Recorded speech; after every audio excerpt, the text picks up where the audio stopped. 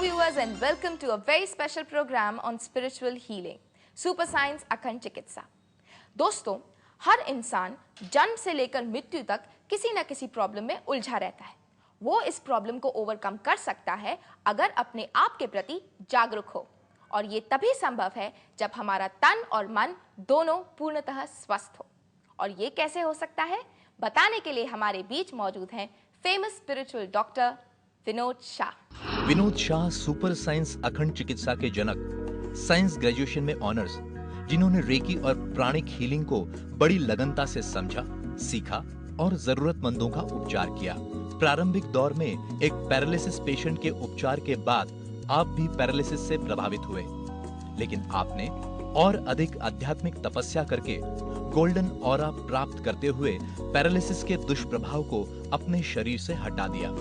इसके बाद तो विनोद शाह ने महावीर स्वामी के सिद्धांतों पर चलते हुए सिद्ध पुरुष की भांति कई लाइलाज बीमारियों से परेशान लोगों का उपचार किया।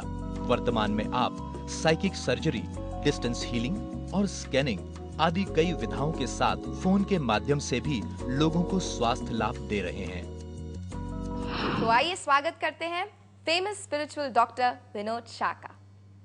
Welcome to our show sir. नमस्कार सर, ये सुपर साइंस अखंड चिकित्सा है क्या? सुपर साइंस अखंड चिकित्सा शरीर, मन और आत्मा की चिकित्सा है। जब भी हम बीमार होते हैं तो जनरली हम शरीर की चिकित्सा करते हैं दवाइयों से। हमारे पास 6 प्रकार के डॉक्टर्स हैं, दवाइयाँ हैं, लेकिन मन और आत्मा जो 99% है, इसकी चिकित्सा हम जानते नहीं है और करते नहीं है। इसका परिणाम हम जिंदगी भर भुगतते हैं। सब मिला के मेडिसिन एंड ऑल्टरनेट थेरेपी मिला के 1% फ़ायदा करती है, जबकि ये 99% जो मन और आत्मा की आध्यात्मिक चिकित्सा है, ये संपूर्ण चिकित्सा है। तो ये चिकित्सा आज के आम आदमी को कैसे मदद कर सकती है? जब भी हमें बीमारी आती है, उसके पहले ये बीमारी हमारे जो मन और आत्मा के शरीर में आती है। आज हम मन और आत्मा के फोटोग्राफ लेके देख सकते हैं, बॉडी का चक्र स्कैन करके हम बीमारी के बारे में जानकारी ले सकते हैं, और ऑर्गन का चक्र स्कैन करके हम शरीर की बीमारी का जानकारी ले सकते हैं। लेकिन पहले बीमारी जो आध्यात्मिक शरीरों में आती है, इसके बारे में मेडिकल साइंस के पास कोई नॉलेज नहीं है, और इसकी वजह से जो दवाइयाँ लेते रहते हैं और बीमारी बढ़ती रहती है। हमें आईसीयू तक जाना पड़ता है, हॉस्पिटल तक जाना पड़ता है। इन सब से बचने के लिए सबसे पहले आपको स्पिरिचुअल स्कैन और ऑर्गन स्कैन करके आपकी बीमारी के बारे में पहले से ही जानकारी मिल पा लेनी है और उसका इलाज भी कर लेना है, ताकि शरीर में कभी बीमारी आएगी ही नहीं। विनोद जी, आपके एक पेशेंट डॉक्टर विनोद अग्रवाल आपके बारे में कुछ कहना चाहते हैं, आइए देखते हैं। मेरा नाम डॉक्टर विनोद अग्रवाल है। मेरी उम्र 45 साल है। मैं थाना में मेडिकल प्रैक्टिस करता हूँ। अक्टूबर 2006 में मुझे पेन हुआ पेट में। उसका निदान हुआ कि मेरा गॉल ब्लैडर डिस्टेंडेड है। मुझे हॉस्पिटल में 5 दिन रखा गया। सलाइन और एंटीबायोटिक की दवाई दी गई। डिस्चार्ज के बाद मेरे फादर इन लॉ के माध्यम से मुझे विनोद भाई का नाम मालूम पड़ा। विनोद भाई की अखंड चिकित्सा, जिसको स्पिरिचुअल हीलिंग बोलते हैं, उससे मुझे पहले दिन 80% फ़र्क हो गया, दूसरे दिन 20% फ़र्क हो गया। साथ में मैंने कुछ आयुर्वेदिक मेडिसिन भी ली। अभी मैं बिल्कुल ठीक हूँ, थैंक्स टू विनोद भाई, थैंक्स टू अखंड चिकित्सा। विनोद जी, डॉक्टर विनोद अग्रवाल को गॉल ब्लैडर की प्रॉब्लम थी, क्या आप इस पर थोड़ी रोशनी डाल सकते हैं?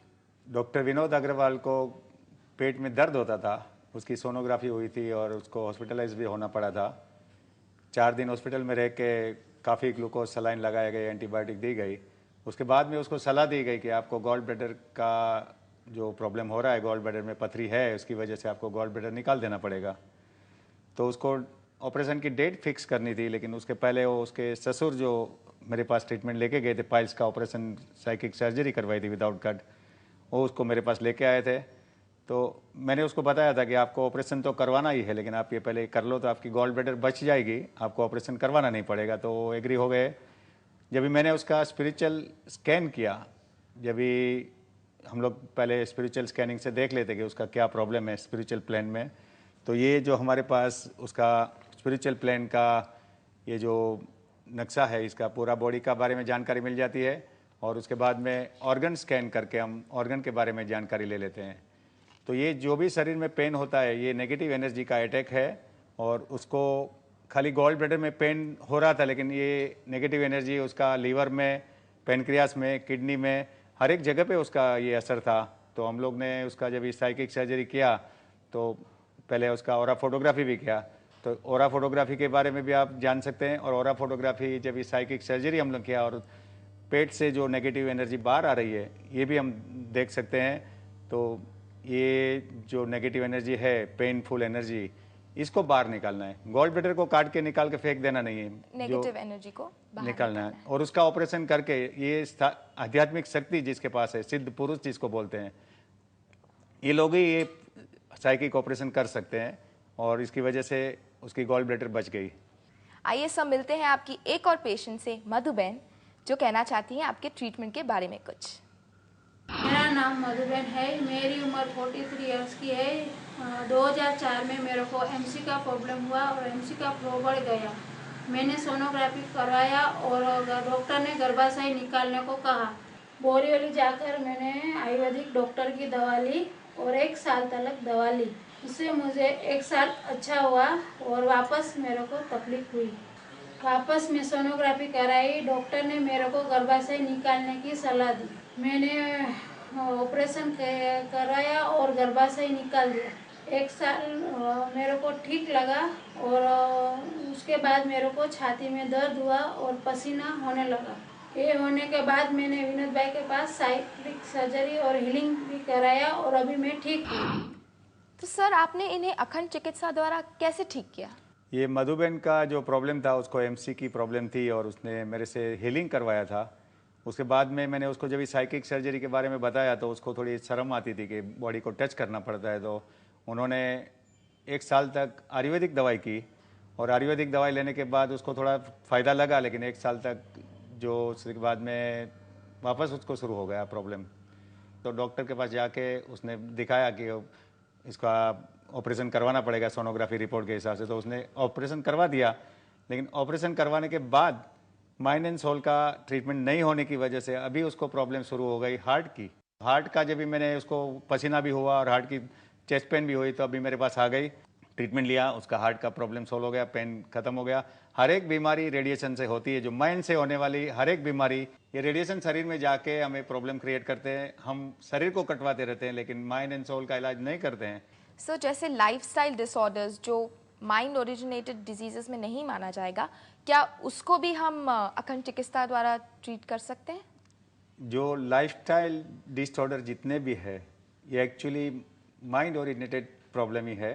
तो ये हार्ट प्रॉब्लम भी लाइफस्टाइल डिसीज कहा जाता है, लेकिन उसकी रूट कॉज जो है वो ओरा में है। तो ये ओरा एंड आत्मा की सभी बीमारी है। माइंड ओरिजिनेटेड बीमारी जितनी भी है ओरा एंड आत्मा की है। खाली ब्लड टेस्ट करने से वायरस बैक्टीरिया जो हम देख सकते हैं और उसका इलाज जो मेडिसिन से करते हैं, उसी लिए ये मेडिसिन का काम है। बाकी जितनी बीमारी है उसके साथ वायरस बैक्टीरिया की बीमारी में भी ये ट्रीटमेंट लेनी जरूरी है, ताकि कम से कम मिनिमम डोज दिया जाए और आपकी किडनी और लीवर बच सकता है। तो आप जब भी आईसीयू में है, क्रिटिकल कंडीशन है, तो ये ट्रीटमेंट पहले लीजिए ताकि आपको कम से कम दवाइयाँ लेनी पड़े और आप बिल्कुल ठीक हो सकते हैं। अदरवाइज आपकी जान के ऊपर खतरा भी हो सकता है। डॉक्टर साहब, ये तो आपने हमें बहुत अच्छी बातें बताई। मुझे तो पता ही नहीं था कि बगैर दवाइयाँ और ऑपरेशन भी हम काफ़ी समस्याओं का हल पा सकते हैं। Thank you so much for your time and information. नमस्कार। तो दोस्तों, देखा आपने